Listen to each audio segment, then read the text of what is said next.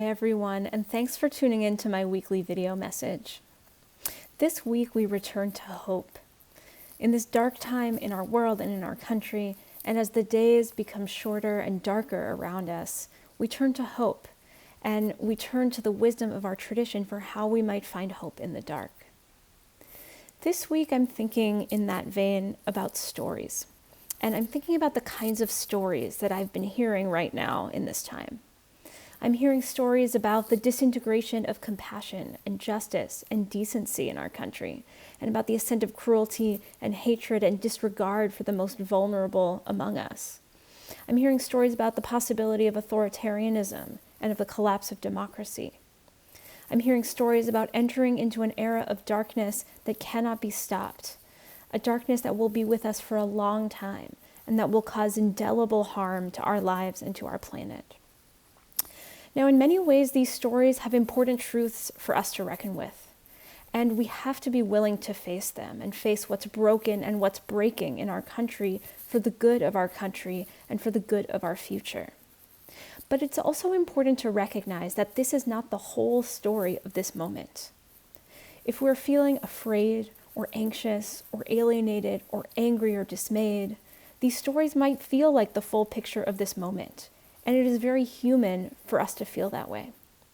The 24-hour news cycle only adds to this, makes us feel like this is what's happening right now. But these stories are not the whole story of this moment. Just as true of this moment is all of the people around the world and in our country who are fighting for justice and compassion and democracy and human dignity, and in many cases who are winning. Just as true of this moment are all of the act of care and empathy and compassion for one another that we're doing in this time. Just as true of this moment is the beauty of the natural world.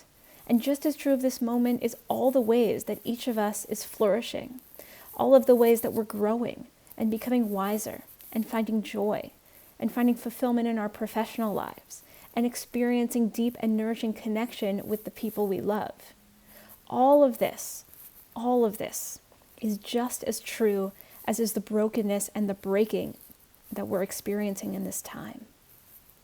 Our tradition urges us to always embrace this full story, to embrace the brokenness and the beauty and the struggle and the joy, the desolation and devastation and the flourishing, all at the same time, because this is all truly the story of every moment. That is why at a Jewish wedding, we celebrate the love of a couple, but we also break a glass because we remember the brokenness of our world that we're living in and the call for the couple to be part of the project of repair. That's why on Passover, we both celebrate our freedom and we recognize the ways that we're still in Egypt. That's why on Rosh Hashanah and Yom Kippur, we both take responsibility for the harm that we've caused, and we remember that there's always the possibility of changing course and of building our world anew.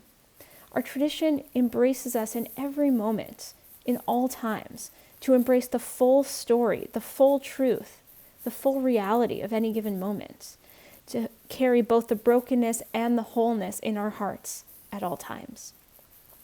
And perhaps in the face of our anxiety and dismay and despair, that this too can give us hope.